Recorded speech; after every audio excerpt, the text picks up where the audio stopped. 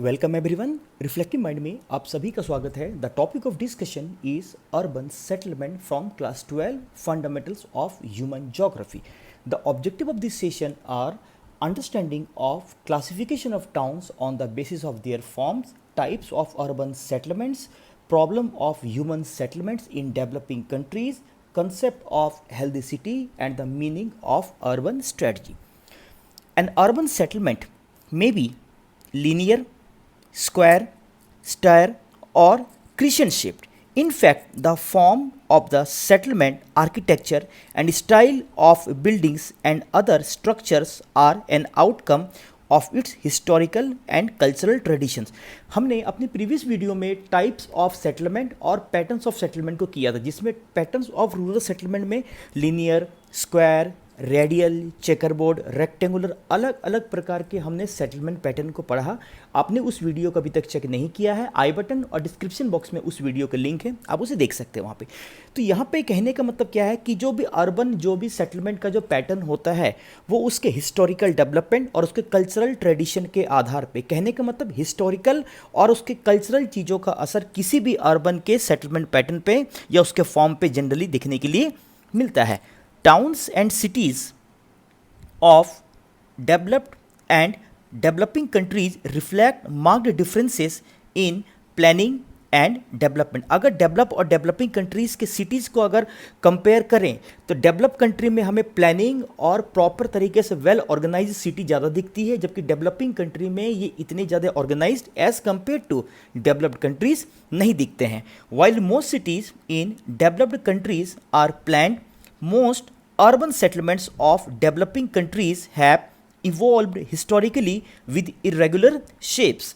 For example, Chandigarh and Canberra are planned cities, while smaller towns in India have evolved historically from walled cities to large urban sprawls.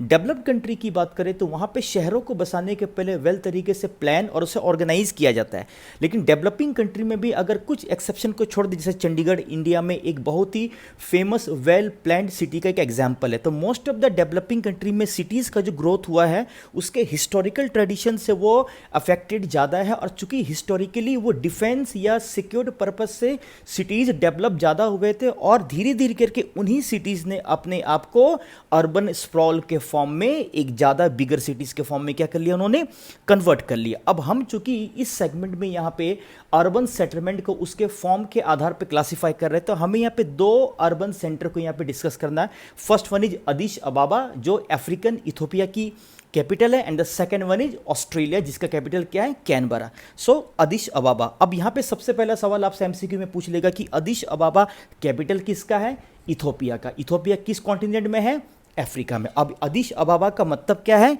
The new flower. तो अदिश का मतलब ही होता है new और अबाबा का मतलब होता है फ्लावर। तो आप इस चीज़ को यहाँ पे ध्यान रखेंगे।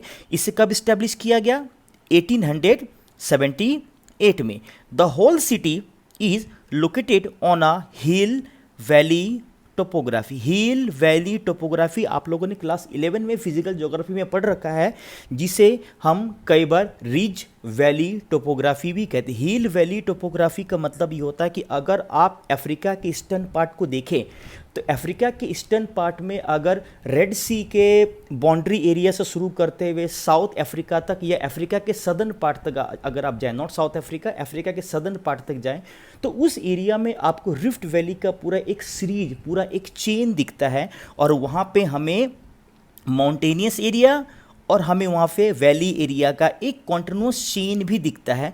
तो वहीं पे अगर आप अपने एटलस में देखेंगे तो वहाँ पे अफ्रीका की बात, अफ्रीका के इथोपिया की बात करें, इरिट्रिया की बात करें, सोमाली की बात करें, और सभी कंट्रीज वहाँ पे हमें जनरली देखने के लिए अफ्रीका कंटिनेंट के ईस्टर्न पार्ट में दिखते हैं। The whole city is located on a hill valley topography. The road pattern bears the influence. आप देख सकते हैं यहाँ पे फिगर 10.8 में अदिश अबाबा की पूरी मार्फोलॉजी दी गई है। अगर आप इसे इंटरनेट में जाके अगर इमेजेस के द्वारा देखें तो वहाँ पे कलर्ड इमेजेस में आप और बेहतर तरीके से अदिश अबाबा के सेटलमेंट फॉर्म को आप अच्छे से देख सकते हैं। फिगर 10.9 में अदिश अबाबा का स्काईलाइन दिखा हुआ कि कैसे वहाँ पे बड़ी बड़ी बिल्डिंग्स दिख रही है ना। आप इसके बैकग्राउंड में देख सकते हैं कैसे कि ये एक माउंटेन का एग्जांपल यहाँ पे देखिए दिया हुआ है यहाँ पे। तो इस तरीके से अगर आप एटलस में जाके अगर आप इसे देखें तो आपको और ज़्यादा अच्छा ये दिखेगा। अब देखिए अदिश अबाबा के बारे में हम यहाँ पे डिटेल में डिस्कस करने के लिए जा रहे हैं कि अदिश अबाबा में किस किस प्रकार का प्लान्ड सेटलमेंट वहाँ पे डेवलप किया गया, किस किस प्रकार की चीज़ें कहाँ पे है, मार्केट कहाँ पे है, रेजिडेंशियल एरिया कहाँ पे है। Of the local topography, the roads radiate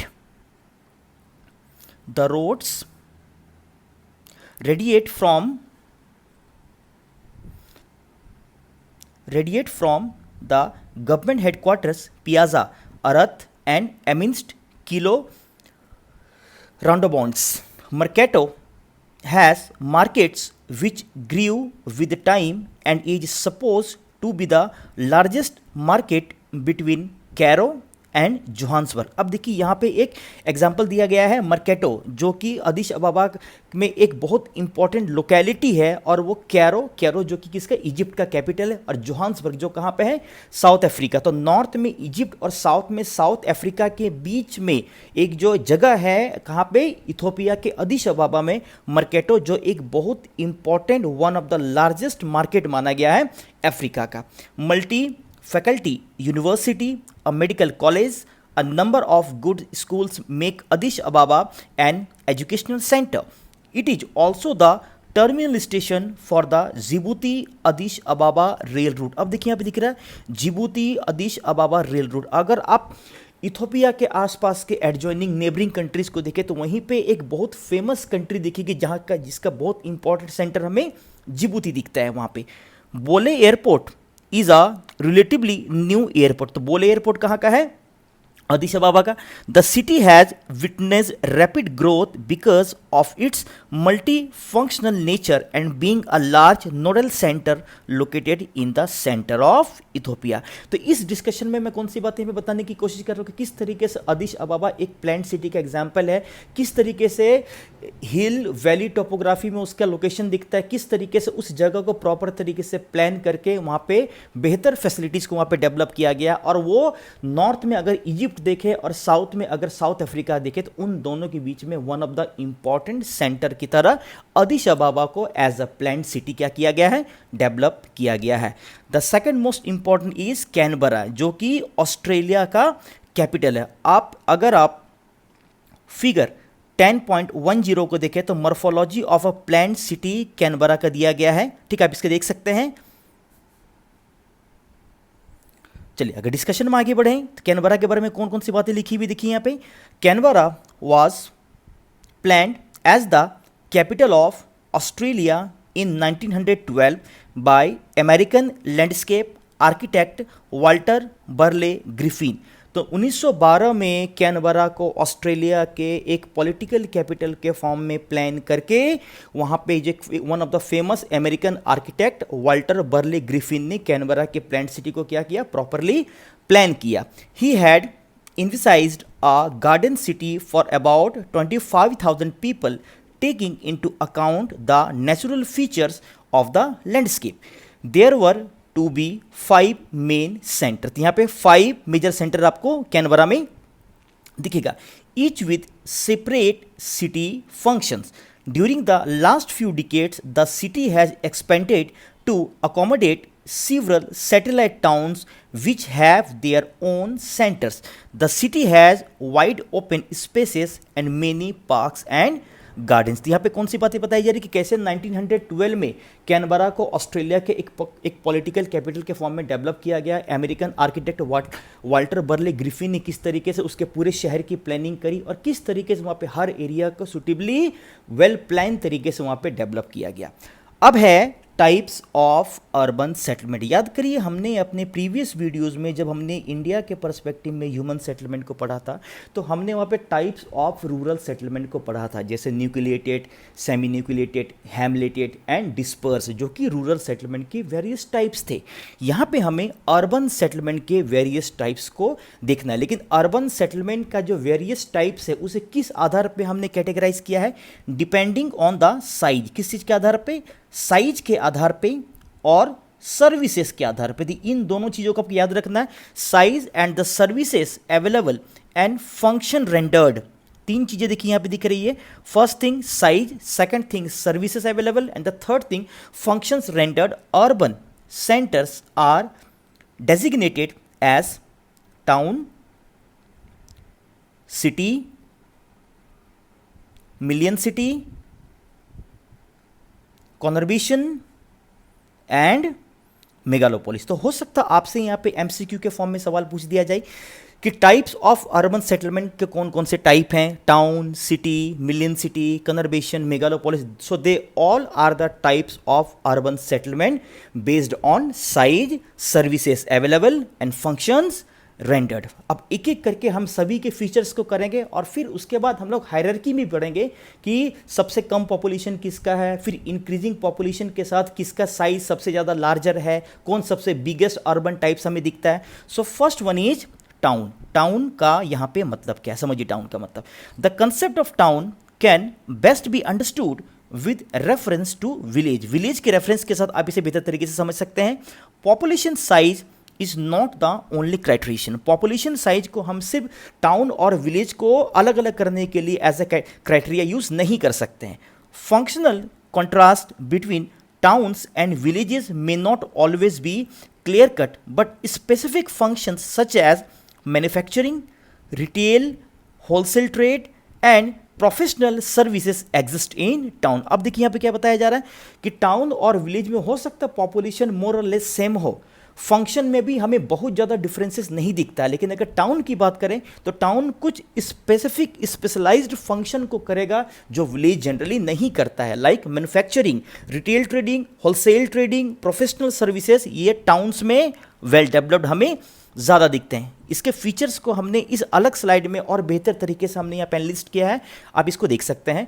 Processing is one of the most basic function of a town and involves processing of agricultural products, for instance wheat into flour, oil seeds, है ना। Trade वहाँ पे होगा, wholesale trading, retail trading, agricultural products का भी हो सकता है। सर्विसेज वहाँ पे वेल डेवलप्ड ज़्यादा होंगी, मैन्युफैक्चरिंग, माइनिंग, ट्रांसपोर्ट सर्विसेज का डेवलपमेंट ज़्यादा होगा। पिलग्रिमेज सेंटर, टूरिस्ट सेंटर शहर में या टाउन्स में डेवलप हमें ज़्यादा दिखते हैं, और वेल डेवलप्ड हमें रेजिडेंशियल एरिया टाउन में देखने के लिए हमें ज़्यादा मिलेगा। Next one city. अब सिटी का मतलब क्या होता है समझिए। A city may be regarded as a leading town. जो लीडिंग टाउन होता है, यह टाउन ही जब और ज़्यादा आगे डेवलप हो जाता है तो हम उसे सिटी कहते हैं। Which has outstripped its local और regional rivals. In the words of Lewis Mumford, Lewis Mumford one of the famous geographer माने जाते हैं अर्बन जोग्राफी में, अर्बन सेटलमेंट में या सेटलमेंट जोग्राफी में उन्होंने बहुत इंपॉर्टेंट काम किया। तो लेविस मम्फोर्ड की भाषा में सिटी का मतलब क्या है? The city is in fact the physical form of the highest and most complex type of associative life. ये क्या बता रहे हैं? The city is in fact the physical form of the highest and most complex type of associated life. Life के जुड़े हुए होने के कारण या एसोसिएटेड लाइफ का सबसे हाईएस्ट और सबसे कॉम्प्लिकेटेड टाइप जहाँ पे दिखता है, हम उसे सिटी से कोरिलेट जनरली कर सकते हैं. Cities are much larger than the towns and have a greater number of economic function. अब देखिए सबसे बेसिक कैटेगरी में टाइप्स ऑफ अर्बन सेटलमेंट में कौन है? टाउन है. और जब टाउन का जो लीडिंग रूप दिखता है, जब वो और ज़्यादा डाइवर्सिफाइड फंक्शन को वो करना शुरू करता है, तो हम उसे सिटी कहते हैं. सिटी छोटा भी हो सकता है, स्मॉल सिटी भी हो सकती है, बड़ी सिटी भी हो सकती है, या लार्ज सिटी भी हो सकती है. लेकिन एक बात आपको हमेशा ध्यान रखना है कि सिटी टाउन से फंक्शन के मामले में डाइवर्सिफाइड होता है, साइज में भी वो क्या होता है? लार्जर होता है. They tend to have transport terminals, major financial institutions and regional administrative offices. When the population crosses the 1 million, जब सिटी का पॉपुलेशन 1 मिलियन को जब 1 मिलियन मीन्स 10 लाख को जब वो क्रॉस कर जाता है तो याद रखिएगा हम उसे ही मिलियन सिटी या उसे ही मेट्रो सिटी कहते हैं। यहाँ पे दो चीज़ ध्यान से समझना है। सबसे बेसिक जो अर्बन सेटलमेंट का जो क्राइटेरिया है उसे हम लोग बोलते हैं टाउन, लेकिन जब टाउन लीड करता है, जब उसमें फंक्शन डाइवर्सिफाइड हो जाता है, साइज उसका ज़्यादा हो जाता है तो हम उसे सिटी कहते हैं वहाँ पे। लेकिन जब सिटी अपने 1 मिलियन पॉपुलेशन के साइज को अचीव कर लेता है या उसका पॉपुलेशन कम से कम 10 लाख हो जाता है तो हम उसे ही मिलियन सिटी या उसे ही हम कई बार मेट्रो सिटी कहते हैं। The another most important concept is conurbation. Conurbation को हिंदी में हम लोग सन नगर कहते हैं। क्या कहते हैं? सन नगर। सन नगर का मतलब होता है कि जब नगर ग्रो करते हुए, जब नगर धीरे धीरे करके, आप लोगों ने इसके पहले वाली वीडियो में या प्रीवियस ह्यूमन सेटलमेंट की वीडियोस में हमने बताया था कि अर्बनाइजेशन का मतलब होता है कि रूरल से अर्बन एरिया में माइग्रेट करने के कारण अर्बन एरिया भी अपने लैंडस्केप को, अपने साइज को, अपने फीचर को धीरे धीरे करके वो ग्रो कर रहा है, धीरे धीरे करके वो एक्सपैंड कर रहा है। हम उसे क्या बोलते हैं? अर्बनाइजेशन कहते हैं। और उससे related terminology like urban agglomeration, urban sprawl, urban outgrowth, satellite town, suburban, इन सब को हमने अपने प्रीवियस वीडियो में डिटेल में कवर किया। आपने नहीं किया है चेक अभी तक तो आई बटन और डिस्क्रिप्शन बॉक्स में उसके लिंक है, आप प्लीज़ उसे जाके जरूर देखें, क्योंकि उन सभी टर्मिनोलॉजी को आपको कन्वर्बेशन, टाउन, सिटी, इनको समझने के लिए आपको उन सभी बेसिक टर्मिनोलॉजी की एक जानकारी होनी चाहिए। तो कन्वर्बेशन का मतलब क्या? यहाँ पे कन्वर्बेशन के रिगार्डिंग 2-3 फैक्चुअल इंफॉर्मेशन है, उसे प्लीज याद रखेंगे कि कन्वर्बेशन टर्म को सबसे पहली बार क्वाइन या सबसे पहली बार यूज किन्होंने किया था? पैट्रिक गेडीज ने 1915 में सबसे पहली बार इस वर्ड को क्वाइन किया, यूज किया। और इसका मतलब क्या है? Applied to a large area of urban development that resulted from the merging of originally separate towns और सिटीज। जब कई सारे टाउन और कई सारे सिटीज आपस में मर्ज कर जाते हैं तो उन्हीं के मर्जिंग से क्या बनता है? कन्वर्बेशन बनता है। और उस कन्वर्बेशन टर्म को सबसे पहली बार क्वाइन किन्होंने किया? Patrick Geddes. एग्जाम्पल के फॉर्म में देखें, Greater London, Manchester, Chicago, Tokyo are examples.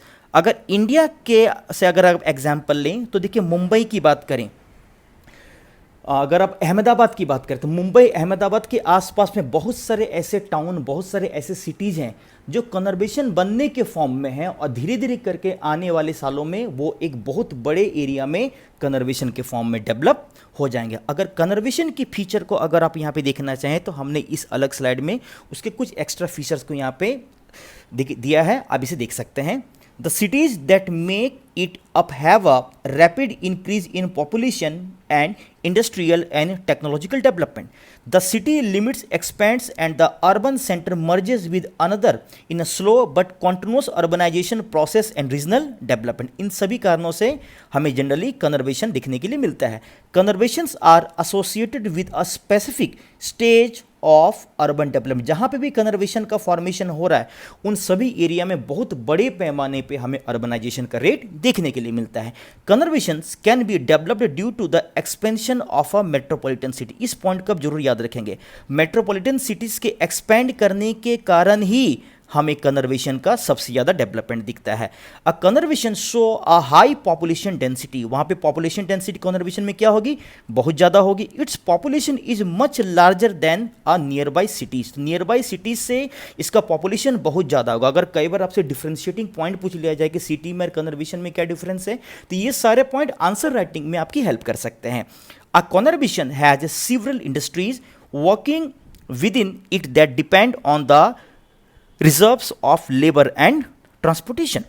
Due to cheap and excellent transportation facilities, a conurbation serves as a commercial centre for the same people who live there. यहाँ पे तो कहने का मतलब क्या है? चूंकि ये कई सारे शहरी एरिया के, कई सारे सिटीज़ या टाउन के आपस में मर्ज करने के कारण डेवलपमेंट होता है, तो आसपास के एरिया को ये बहुत सारे सर्विसेज भी प्रोवाइड कराता है यहाँ पे। The another categorisation in the types of urban settlement is megalopolis. अभी देखिए हमने थोड़ी देर पहले क्या किया कि जब सिटी या टाउन ग्रो करते हुए जब 10 लाख या 1 मिलियन के पॉपुलेशन साइज को अचीव कर लेता है, that will be termed as million city और मेट्रो सिटी। लेकिन जब यही मिलियन सिटी और मेट्रो सिटी अपने पॉपुलेशन को कॉन्टिन्यूसली एक्सपैंड करते हुए जब 50 लाख के बेंचमार्क को क्रॉस कर लेता है या अचीव कर लेता है, तो हम इसे ही मेगा सिटी या इसे ही हम मेगालोपोलिस कहते हैं। क्या बोलते हैं? इसे ही मेगा सिटी या कई बार इसे ही हम मेगालोपोलिस कहते हैं। This Greek word meaning great city, तो ये ग्रीक वर्ड है और इस ग्रीक वर्ड का मतलब ही क्या है कि ग्रेट सिटी। मेगालोपोलिस का मतलब जो 50 लाख के पॉपुलेशन, और सबसे पहली बार इस वर्ड को पॉपुलराइज, इस वर्ड को कॉइन करने का क्रेडिट जीन गॉटमैन, किनको जाता है? Gene Gottmann. ये कुछ बेसिक फैक्ट है आपको यहाँ पे ध्यान में रखने हैं।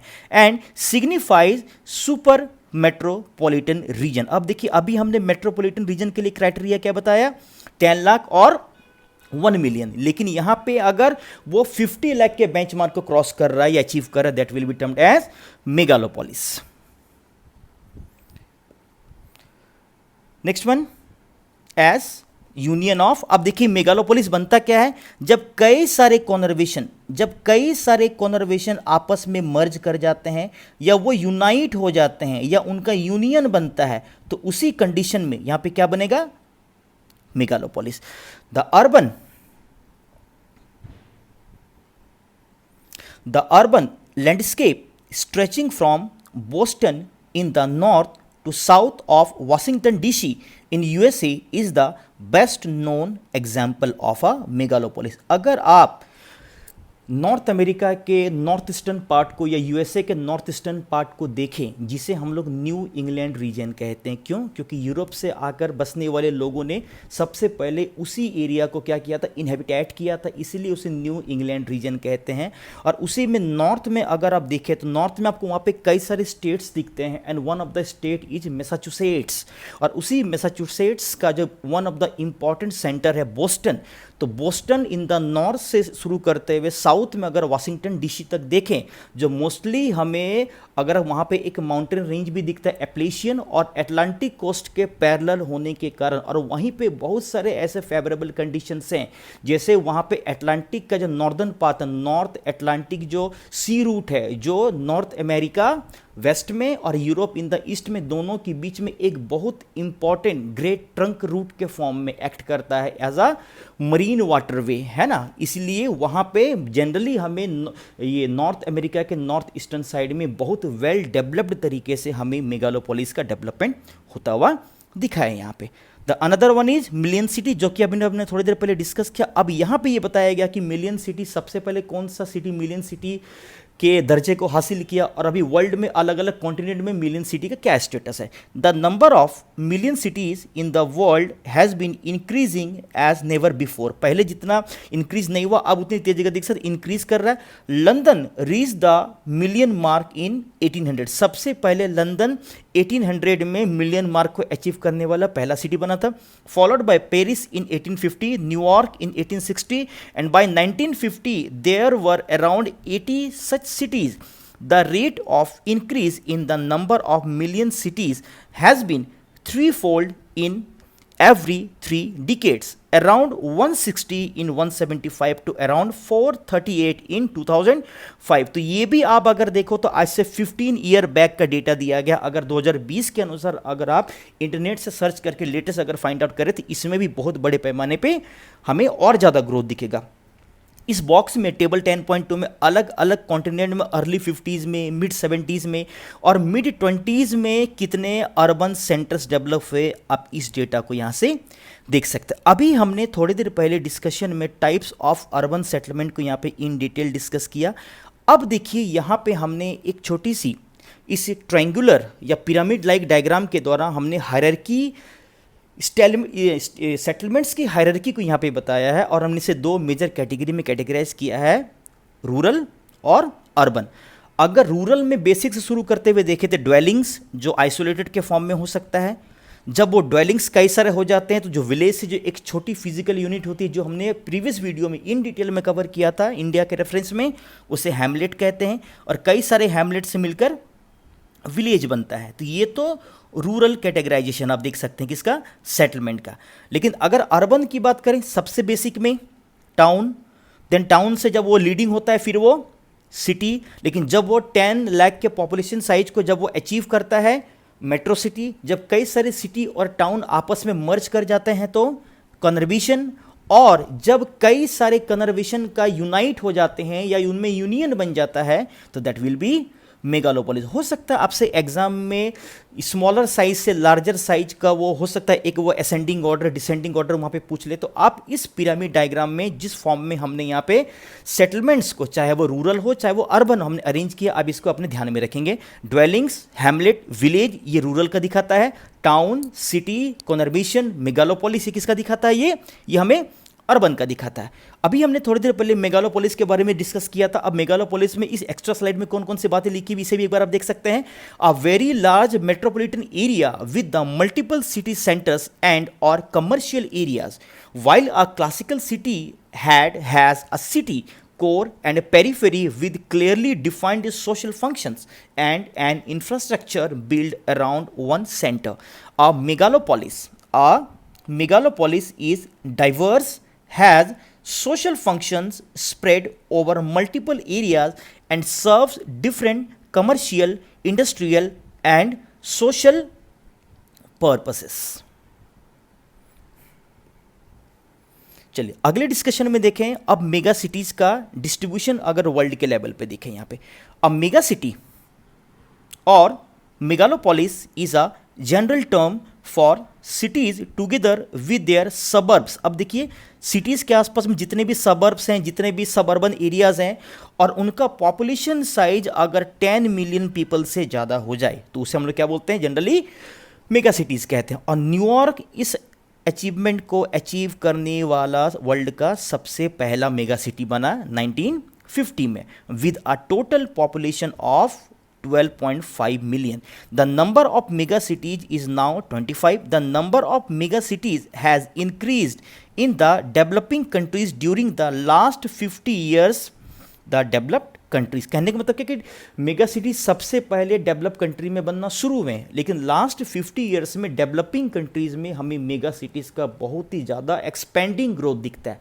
अगर इंडिया के मेगा सिटीज़ को देखें तो अगर नॉर्थ की बात करें न्यू दिल्ली, साउथ में आप देख सकते हैं हैदराबाद, सिकंदराबाद, ईस्ट में अगर आप देखें तो कोलकाता, वेस्ट में अगर आप देखें तो आप देख सकते हैं Pune, Ahmedabad, Mumbai, they all are the examples of mega city. और आप इसे 2011 के सेंसस से कंपेयर करके देखिए कि इन मेट्रो सिटीज़ का पॉपुलेशन अगर 50 लाख से ज़्यादा है तो वो मेगा सिटी हैं, वो मेगालोपोलिस हैं। लेकिन इसके अलावा और भी बहुत सारे ऐसे आपको सिटीज़ दिखेंगे जिनका 2000 अगर आप 1 के अकॉर्डिंग या फिर 2011 के अकॉर्डिंग अगर आप देखें तो वहाँ पे हो सकता है पॉपुलेशन उतना ज़्यादा नहीं हुआ होगा, लेकिन जब 2021 में दोबारा सेंसस होगा तो आप उस समय उनको चेक करिएगा कि बहुत सारे जो मेट्रो सिटी है वो मेगा सिटीज़ की कैटेगरी में due to high urbanisation rate shift कर चुके हैं यहाँ पे।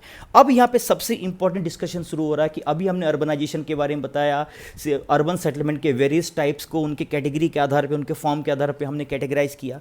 अब ह्यूमन सेटलमेंट में डेवलप कंट्री में और डेवलपिंग कंट्री में भी बहुत सारे प्रॉब्लम्स हमें दिखते हैं। डेवलपिंग कंट्री में निसंदेह वो ज़्यादा दिखेंगे क्योंकि डेवलप कंट्री में वो प्लान्ड हैं, ऑर्गेनाइज्ड हैं, लेकिन डेवलपिंग में वे उतने बेहतर तरीके से वेल प्लान्ड, ऑर्गेनाइज्ड नहीं दिखते हैं यहाँ पे। सो problems of human settlements in developing countries. The settlement in developing countries suffer from various problems such as unsustainable concentration of population, congested housing, streets, lack of drinking water facilities. They also lack infrastructure such as electricity, sewage disposal, health and education facilities.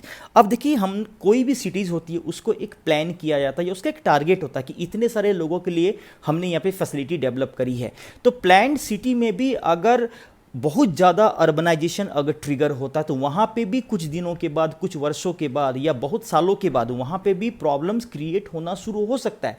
लेकिन developing country के regarding ये problem और ज़्यादा severe इसलिए हो जाता है क्योंकि वो पहले ही वो अनप्लैंड वे में, और अनप्लैंड का मतलब है ना तो वहाँ पे किसी चीज़ की प्लानिंग की गई है कि कितने पॉपुलेशन यहाँ पे रह सकते हैं, उनके लिए फैसिलिटीज़ लाइक इलेक्ट्रिसिटी की बात करें, ट्रांसपोर्ट की बात करें, कम्युनिकेशन, रेल, रोड और भी बेहतर बेसिक हाउसिंग, सैनिटेशन, शेल्टर, उनकी फैसिलिटी या उनका डेवलपमेंट किस तरीके से होगा, ये सारी चीज़ें पहले से वेल प्लान्ड नहीं होने के कारण डेवलपिंग कंट्री के अर्बन एरियाज में रूरल से अर्बन माइग्रेशन के बहुत ज़्यादा ट्रिगर होने के कारण, है ना, ये प्रॉब्लम्स और ज़्यादा हमें सीवियर होते हुए दिखते हैं। अब देखिए यहाँ पे कौन अलग अलग प्रकार के प्रॉब्लम्स यहाँ पे जनरली हमें अर्बन एरियाज में दिखते हैं। Rural urban problems, availability of portable water, electricity supply वहाँ पे प्रॉपरली नहीं होते हैं, सीवेज सिस्टम वहाँ पे आप देख सकते हैं, transportation and communication facilities, health and education infrastructure, water and air pollution. Can you think of solutions to these problems? आप इसे कुछ इस तरीके से भी कोरिलेट कर सकते हैं। आप जहाँ पे रह रहे हैं, अगर आपके आसपास में कोई भी शहर है, कोई भी अगर सिटी या टाउन का अगर एरिया है, तो आप देखिए क्या उस सिटी या टाउन में ये सारी फैसिलिटी वेल ऑर्गेनाइज तरीके से सभी पीपल्स को अवेलेबल है? अगर अवेलेबल नहीं है, दैट मीन्स वहाँ के प्रॉब्लम को आप एक अर्बन प्रॉब्लम के फॉर्म में आप कंसीडर करिए, और वो उसका किस तरीके से सॉल्यूशन हो सकता है इसके बारे में भी हमें थोड़ा सा सोचना है। Problem of urban settlement, people flock to cities to avail of employment opportunities and civic amenities.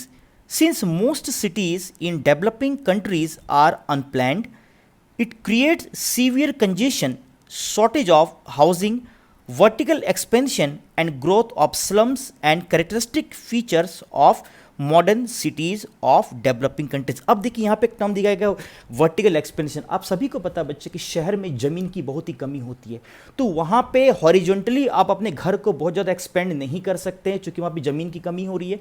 तो वहाँ पे एक फ्लैट कल्चर डेवलप हुआ, और फ्लैट कल्चर का मतलब क्या होता है कि बिल्डिंग्स का हमें हॉरिजॉन्टल एक्सपेंशन ना दिख के हमें वर्टिकल एक्सपेंशन, हमें ऑल्टीट्यूडनल एक्सपेंशन हमें ज़्यादा दिखता। और इसके साथ ही साथ चूँकि शहर में बहुत सारी फैसिलिटीज़ नहीं होती है, तो हर कोई उन फैसिलिटीज़ को एक्सेस करने की कोशिश करता है, लेकिन चूंकि वहाँ पे बहुत महंगी सर्विसेज के कारण हर कोई उस फैसिलिटी को अवेल नहीं कर पाता। इसलिए शहर में कम से कम फैसिलिटीज़ जहाँ पे होती हैं, जहाँ पे चीज़ें सस्ती होती है, जहाँ पे वेल ऑर्गेनाइज चीज़ें नहीं होती है, हम उसे ही स्लम्स या उसे ही जे कॉलोनी, क्या बोलते हैं, स्लम्स या जे कॉलोनी। जे कॉलोनी का मतलब होता है झुग्गी झोपड़ी कॉलोनी, जनरली डेवलप होता हुआ दिखता है। In many cities, an increasing proportion of the population lives in substandard housing like slums and squatter settlements.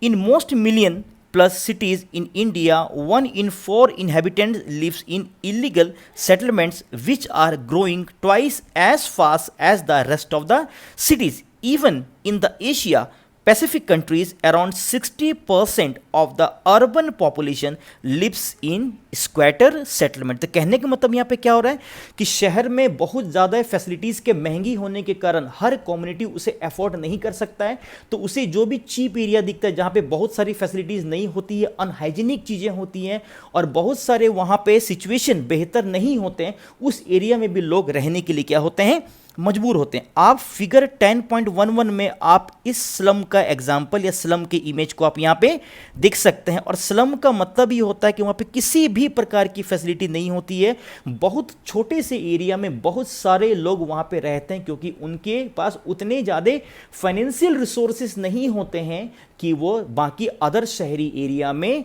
वो सभी फैसिलिटीज़ को अच्छे से क्या कर सके, वो एंजॉय कर सके या अवेल कर सके। अगर स्लम की कैटेगरी को देखें तो आप लोगों ने पढ़ा है कि एशिया का जो सबसे लार्जेस्ट स्लम कभी हुआ करता था वो मुंबई के बगल में एक छोटी सी लोकेलिटी है धारावी, लेकिन ये अब क्या हो, ये डेटा अब चेंज हो चुका है। इसमें आपको स्लम के कुछ डेटा इस स्लाइड में आपको दिख रहा है ना। एक आपको साउथ अफ्रीका के केप टाउन में आपको एक स्लम का यहाँ पे नाम दिख रहा है, यहाँ पे खैलिस्ता, ठीक है। अगर कीनिया के नैरोबी में अफ्रीका में देखें तो किबेरा, ठीक है, धारावी मुंबई से देख सकते हैं, लेकिन वर्ल्ड का या एशिया का आप देख सकते हैं, वर्ल्ड का ही बोल सकते हैं, जो सबसे लार्जेस्ट स्लम अब जो बन चुका है वो पाकिस्तान के कराची के बगल में एक जगह है, ओरेंजी टाउन। क्या नाम है? ओरेंजी टाउन। इस डेटा को प्लीज आप ध्यान रखेंगे। ओरेंजी टाउन जो कराची के पास है वो वर्ल्ड का one of the largest slum अब डिक्लेयर हो चुका है। धारावी बेशक इंडिया का सबसे बड़ा स्लम है, लेकिन वो एशिया का या वर्ल्ड का अब सबसे लार्जेस्ट स्लम वो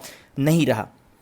अनदर प्रॉब्लम अगर देखें तो इकोनॉमिक प्रॉब्लम। इकोनॉमिक प्रॉब्लम का मतलब क्या होता है कि हर कोई रूरल से अर्बन एरिया में एम्प्लॉयमेंट के लिए, बेहतर फैसिलिटीज़ के लिए माइग्रेट करते हैं, मूव करते हैं, लेकिन वहाँ पे सभी को बेहतर फैसिलिटीज़ नहीं मिल पाती। वहाँ पे भी कई अलग अलग प्रकार के हमें इकोनॉमिक प्रॉब्लम्स दिखते हैं।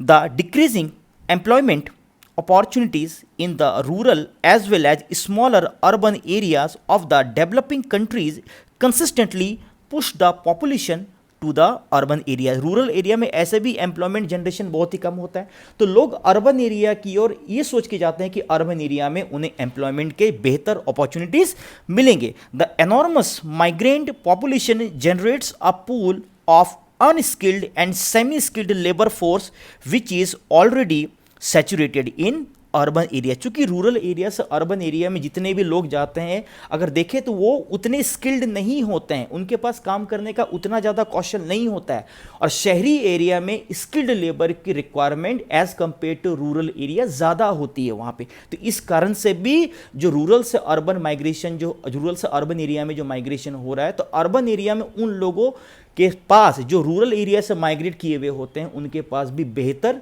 एम्प्लॉयमेंट जनरेशन की ऑप्शंस वहाँ पे नहीं होते, और इस कारण से भी अर्बन एरिया में अनएम्प्लॉयमेंट का रेट बहुत ज़्यादा ट्रिगर करता है, और उस कारण से भी अर्बन लैंडस्केप में अलग अलग प्रकार के प्रॉब्लम्स, सोशल प्रॉब्लम्स हो और भी अलग अलग प्रकार के प्रॉब्लम्स वहाँ पे जनरेट होते हैं। Next one is socio cultural problems. Cities in the developing countries suffer from several social ills, insufficient financial resources, fail to create adequate social infrastructure catering to the basic needs of the huge population। जो वहाँ पे population rural area से urban area में जाती है, चूँकि उनकी संख्या बहुत ज़्यादा होती है, लेकिन उनके पास उतने फाइनेंशियल रिसोर्स नहीं होने के कारण वो अपने लिए बेसिक एम्यूनिटीज़, बेसिक फैसिलिटीज़ को भी वो अपने लिए उनके अवेलेबल रिसोर्सेज के आधार पे वो अरेंज नहीं कर पाते हैं, जो कई प्रकार के socio cultural problems like a social practices, like frustration, like thefting, snatching, ये सारी चीज़ों में उन्हें इन्वॉल्व होने के लिए क्या करते हैं? फोर्स करते हैं। The available educational and health facilities remain beyond the reach of the urban poor. Health indices also present a gloomy picture in cities of developing countries. Lack of employment and education tends to aggravate the crime rates.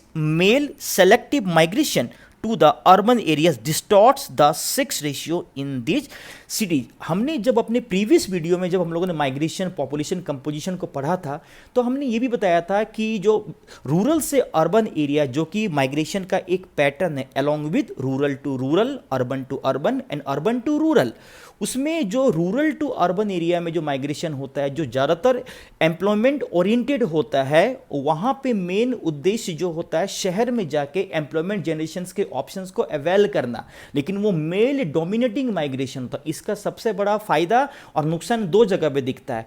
नुकसान कहाँ पे है? शहरी area में, जहाँ पे male dominating migration के कारण सेक्स रेशियो शहरी एरिया में हाईली इम्बैलेंस दिखता है, और उसका नुकसान ग्रामीण एरिया में भी दिखता है कि ग्रामीण एरिया से जो स्किल्ड लोग होते हैं, जो सेमी स्किल्ड लोग होते हैं, या फिर जो यंगर पॉपुलेशन होते हैं, उनके अर्बन एरिया में माइग्रेट करने के कारण गांव वाले एरिया में एक प्रकार की जो सोशल इनसिक्योरिटी होती है वो ज़्यादातर देखी जाती है। माइग्रेशन के सेगमेंट में, माइग्रेशन की वीडियो में हमने इन सभी कॉन्सिक्वेंसेस को हमने डिटेल में कवर किया है। आप टेक्स्ट में भी पढ़ सकते हैं और इससे रिलेटेड वीडियो को भी आप सर्च कर सकते हैं। The another one is environmental problems. The large urban population in developing countries not only uses but also disposes of a huge quantity of water and all types of waste materials। अगर कोई भी population urban area हो या rural area वहाँ पे रहेगी तो resources को यूज़ करेगी, चाहे वो वाटर है, चाहे और भी अलग अलग प्रकार के रिसोर्सेज, और उसके कारण भी एक प्रकार का पॉल्यूशन जनरेट वहाँ पे होगा। Many cities of the developing countries even find it extremely difficult to provide the minimum required quantity of potable water and water for domestic and industrial uses। आप किसी भी शहर में जाइए, जनरली वहाँ पे सैनिटेशन का प्रॉब्लम होता है, हेल्थ हाइजीन का प्रॉब्लम होता है, और सबसे बड़ा प्रॉब्लम वहाँ पे सेफ ड्रिंकिंग वाटर के ऑल टाइम अवेलेबिलिटी को लेके होता है। And improper sewerage system creates unhealthy conditions. अगर आप दिल्ली में कभी जाएं बच्चे, तो दिल्ली में आप कभी यमुना को देखिए, वो आपको पूरी तरीके से एक ड्रेन की तरह दिखेगी। क्यों? क्योंकि दिल्ली में जितने भी पॉल्यूटेंट्स है, जितने भी सीवेज है, सब का जो रास्ता है वो यमुना में जाके ही गिरता है वहाँ पे। तो इस कारण से यमुना वहाँ पे हाईली पॉल्यूट रिवर हो चुकी है। तो इससे आप समझ सकते हैं कि शहरी एरिया में एनवायरमेंटल प्रॉब्लम कितने बड़े पैमाने पर। और एक हाल में एक बहुत इंपॉर्टेंट संस्था का निर्माण किया गया, NGT, नेशनल ग्रीन ट्राइब्यूनल, जिसका उद्देश्य है कि जितने भी रिवर्स है उन रिवर्स को पॉल्यूट करने से रोका जाए, उन रिवर्स में पॉल्यूशन को, उस रिवर्स में पॉल्यूशन के लेवल को कम किया जाए, और आप किसी भी प्रकार की चीज़ों को आप रिवर में ड्रेन ना करें, रिवर में आप ना फेंकें वहाँ पे। और उस कारण से बहुत बड़े मात्रा में पेनल्टी भी कई बार इम्पोज किया जा रहा है। Massive use of traditional fuel in the domestic as well as industrial sector severely pollutes the air। आप शहरी एरिया में जाइए, जैसे दिल्ली में जाइए, तो दिल्ली में CNG को शुरू किया गया, कंप्रेस्ड नेचुरल गैस के आधार पर जितने भी पब्लिक ट्रांसपोर्टेशन सिस्टम्स हैं, मेट्रो में भी शुरू किया। जितने भी मेट्रो सिटीज है, मोस्टली आपको मेट्रो सिटीज में, मोस्टली तो नहीं, कुछ में दिखेगा, हालांकि ये संख्या धीरे धीरे करके अब बढ़ रही है, आपको मेट्रो रेल दिखता है। क्यों? क्योंकि मेट्रो रेल एक ऑल्टरनेटिव सेफ एनर्जी रिसोर्सेज पे चलने वाला एक पब्लिक ट्रांसपोर्टेशन सिस्टम है, और वहाँ पे फॉसिल फ्यूल की डिपेंडेंसी कम हो सके, और इस कारण से जो शहरी एरिया में जो एयर की क्वालिटी है हम उसे ठीक कर सके, है ना। शहर में ज़्यादा बेहतर एनवायरमेंटल कंडीशन वहाँ के लोगों के लिए हम क्रिएट कर सके वहाँ पे। The domestic and industrial waste are either let into the general sewerage or dumped without treatment at unspecified locations। Use concrete structures erected to accommodate the population and economic play a very conducive role to create heat islands। heat island पे हम detail में एक पूरी video बनाएंगे, लेकिन आप फिलहाल यहाँ पे हीट आइलैंड का मतलब समझिए। हीट आइलैंड का देखिए जनरली मतलब क्या होता है। जो शहरी एरिया होता है, शहरी एरिया में कंक्रीट के बिल्डिंग्स वगैरह हमें जनरली ज़्यादा देखने के लिए मिलते हैं, और शहर का जो पेरिफेरल एरिया होता है, जो क्वासी अर्बन बोलें या रूरल एरिया बोले, वहाँ पे हमें उतने ज़्यादा कंक्रीट के बिल्डिंग्स नहीं दिखते, तो वहाँ पे हमें पेड़ पौधे वगैरह ज़्यादा दिखेंगे। तो पेड़ पौधा वगैरह जहाँ पे भी ज़्यादा होता है, आपको पता है वहाँ पे हीट एनर्जी या थर्मल एनर्जी ट्रैप नहीं हो पाती है। तो पेरिफेरल रूरल एरिया क्या होता, कूल ज़्यादा होता है, टेम्परेचर को वो लेस एब्जॉर्व करता है, या हीट को वो लेस एब्जॉर्व करता है। लेकिन जो मेन सेंट्रल अर्बन एरिया होता है, चूँकि कंक्रीट के स्ट्रक्चर्स ज़्यादा होने के कारण, मेटेलिक स्ट्रक्चर्स ज़्यादा होने के कारण वो हीट को एब्जॉर्ब बहुत ज़्यादा करता है। इस कारण से शहरी एरिया का टेम्परेचर बहुत ज़्यादा दिखता है, और आसपास का जो रूरल एरिया होता है वहाँ पे ग्रीनरी का एक्सपेंशन ज़्यादा होने के कारण वहाँ पे टेम्परेचर कम दिखता है। तो इसी को हम हीट आइलैंड जनरली कहते हैं। डिटेल में हम इसे अगले वीडियो में क्या करेंगे, कवर करेंगे। Next one, cities, towns and rural settlements are linked through the movement of goods, resources and people. Urban-rural linkages are of crucial importance for the sustainability of human settlement, as the growth of rural population has outpaced the generation of employment and economic opportunities. Rural to urban migration has steadily increased, particularly in the developing countries। अब देखिए यहाँ पे शहरी area में आप बोल सकते हैं प्रॉब्लम का एक बहुत बड़ा कारण क्या है कि अनसस्टेनेबल तरीके से रिसोर्सेज को यूज़ करना। लेकिन इसके पीछे सबसे बड़ा कारण क्या है कि जो अर्बन एरियाज में, डेवलपिंग कंट्रीज में जो पॉपुलेशन का pressure due to rural to urban migration के कारण। तो यहाँ पे दो तरीके से स्ट्रेटजी हम बना सकते हैं। पहली स्ट्रेटजी बना सकते हैं कि रूरल एरिया में बेसिक इंफ्रास्ट्रक्चरल फैसिलिटीज़ को डेवलप किया जाए, एम्प्लॉयमेंट जनरेशंस के और अपॉर्चुनिटीज़ को क्रिएट किया जाए, ताकि रूरल से अर्बन एरिया की ओर माइग्रेशन कम हो, अर्बन एरिया के रिसोर्सेज पे प्रेशर कम पड़े। और इसी के साथ दूसरे लेवल की स्ट्रेटजी ये होनी चाहिए कि अर्बन एरिया में भी हमें पॉपुलेशन को इफेक्टिव तरीके से मैनेज किया जाए, सैटेलाइट टाउन्स डेवलप किया जाए, सबर्बन एरियाज को अच्छे से डेवलप किया जाए, और सबसे बड़ी बात वहाँ पे क्या है कि उसे अच्छे तरीके से वेल प्लान किया जाए। तो दो तरीके की स्ट्रेटजी बनाना उचित रहेगा मेरे ख्याल से। पहली स्ट्रेटजी की रूरल एरियाज़ को अच्छे तरीके से डेवलप करिए ताकि माइग्रेशन अर्बन एरियाज़ में कम हो, और अर्बन एरियाज़ की रिसोर्सेज को भी अर्बन पीपल के द्वारा वेल सस्टेनेबल तरीके से, प्लान तरीके से यूज़ करने के लिए एक बेहतर तरीके से अर्बन एरिया की मास्टर प्लानिंग की जाए, which has put an enormous pressure on urban infrastructure and services that are already under serious stress. It is urgent to eradicate. अब देखिए यहाँ पे बताया गया कि क्या सॉल्यूशन हो सकता है। It is urgent to eradicate rural poverty and to improve the quality of living condition. Rural poverty को इरेडिकेट किया जाए, उस प्रकार के सेंट्रल रिस्पॉन्सिव प्रोग्राम को इंट्रोड्यूस किया जाए, वहाँ पे क्वालिटी ऑफ लिविंग को वहाँ पे बेहतर किया जाए, as well as to create employment and educational opportunities in the rural settlements. Full advantage must be taken of the complementary contributions and linkages of rural and urban areas by balancing their different economic, social and environmental requirements. कहने का मतलब क्या है कि rural to urban area की ओर migration होगा, है ना, लेकिन आपको बैलेंस करना है, उसे इम्बैलेंसिंग स्टेट में नहीं पहुंचाना है. और रूरल और अर्बन एरिया हमने अपने ट्रांसपोर्टेशन की वीडियो में भी, हमने अपने ट्रांसपोर्टेशन का अलग से तो हमने वीडियो बनाया नहीं था, लेकिन जो टर्सरी एक्टिविटीज़ में जिसमें हमने कोरिलेट किया था कि रूरल एरिया और अर्बन एरिया के बीच में भी नोट्स के द्वारा, लिंकेजेस के द्वारा, रोड्स के द्वारा, या बोल सकते हैं हाईवेज के द्वारा भी एक प्रकार का इंटरचेंज सर्विसेज का, गुड्स का होता रहता है वहाँ पे. लेकिन कहने का मतलब क्या है कि रूरल एरिया और अर्बन एरिया को अच्छे तरीके से, वेल प्लान तरीके से डेवलप किया जाए. रूरल एरिया में, अर्बन एरिया में अच्छे से एम्प्लॉयमेंट जनरेशंस के अपॉर्चुनिटीज़ को क्रिएट किया जाए ताकि एक पर्टिकुलर सेंटर पे लोगों का अननेसेसरी माइग्रेशन रुके और उस जगह पे रिसोर्सेज का अनसस्टेनेबल यूज़ क्या हो सके, कम हो सके. इसी में एक हेल्दी सिटी का मतलब क्या होता है, यूएन के डेफिनेशन में हेल्दी सिटी इसको कहते हैं. और हेल्दी सिटी के कौन कौन से पैरामीटर्स हैं इसको आप देख ले. World Health Organization suggest that among other things a healthy city must have. Healthy city का मतलब क्या है और हेल्दी सिटी के कौन कौन से बेसिक क्राइटेरिया हैं. A clean and safe environment. City का एनवायरनमेंट क्लीन हो, सेफ हो, बेसिक फैसिलिटीज सभी के लिए अवेलेबल हो, सभी के लिए वहाँ पे बेसिक फैसिलिटीज़ की अवेलेबिलिटी हो. Involves the community in local government. Local government में कम्युनिटी का इन्वॉल्वमेंट होना चाहिए. जैसे हम लोग बात करते हैं, जैसे एक होता है सेंट्रल गवर्नमेंट, स्टेट गवर्नमेंट, उसके बाद जो लोकल सेल्फ गवर्नमेंट होता है, वहाँ पे कम्युनिटी पार्टिसिपेशन होना चाहिए. कम्युनिटी पार्टिसिपेशन का मतलब ये होता है कि जिस जगह पे जो लोग रह रहे हैं उनको उस जगह से रिलेटेड किसी भी प्रकार का प्रोग्राम हो, किसी भी प्रकार की अगर वहाँ पे कार्यक्रम हो, तो वहाँ पे उन लोगों का इन्वॉल्वमेंट होना चाहिए, उन लोगों के अवेयरनेस में ये चीज़ें होनी चाहिए और उन लोगों की सेंसिटिविटी को भी आप इससे जोड़ सकते हैं. Provides easily accessible health services. ये सबसे बड़ी बात है कि सभी लोगों के लिए हेल्थ सर्विसेज इजीली एक्सेसिबल होनी चाहिए. इजीली एक्सेसिबल का मतलब होता है कि अफोर्डेबिलिटी भी उसकी होनी चाहिए और उसकी क्वालिटी भी अच्छी होनी चाहिए. नेक्स्ट है यहाँ पे अर्बन स्ट्रेटजी क्या होनी चाहिए. अर्बन स्ट्रेटजी अगर आप देखें, the United Nation Development Programme UNDP, जिसके बारे में हमने इसके रिपोर्ट एसडीआई को हमने डिटेल में पढ़ा, एसडीआई को पढ़ा, एचपीआई को पढ़ा.